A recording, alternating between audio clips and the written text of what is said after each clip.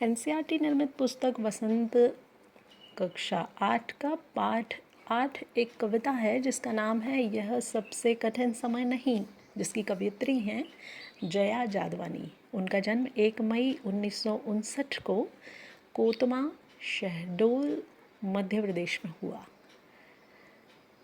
आइए इस कविता की थोड़ी बातें मैं आपको बताती हूँ। कवित्री एक छोटी सी चिड़िया के माध्यम से यह बताती हैं कि जब तक वह घोंसला बनाने का प्रयास करेगी तब तक वह अपनी इसी क्रिया में लगी रहेगी।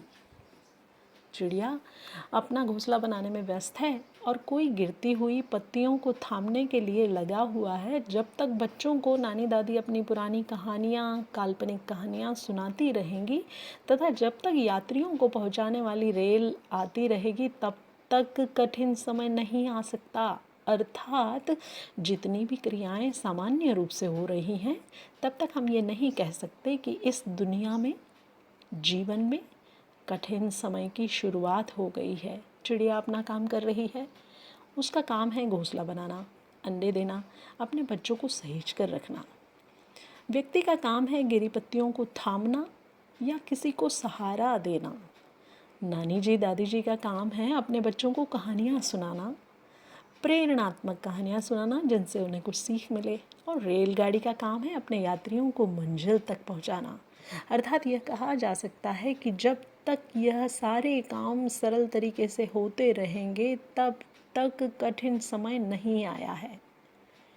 इसमें जया जी का जिंदगी के प्रति आशावादी दृष्टिकोण भी दिखाई देता है। वे बहुत आशावादी हैं, उम्मीद का भरोसा कभी नहीं छोड़ती। वे मानती हैं कि जब तक मानव अपनी सहजता नहीं छोड़ता तब तक कठिन समय नहीं आ सकता। जब तक मानव हौसला नहीं छोड़ता तब तक कठिन समय आ ही नहीं सकता। वह वास्तव में सच ही कह रही हैं। यह कहा जा सकता है कि जब तक सारे काम सरल तरीके से हो रहे हैं तब तक कठिन समय नहीं आ सकता। व्यक्ति में जब तक हिम्मत है, साहस है, हौसला है और उसमें काम करने की शक्ति है और उसका अपना लक्ष्य है जिस पर वह केंद्रित है, तब तक यह कहा नहीं जा सकता कि कठिन समय की शुरुआत हो गई है।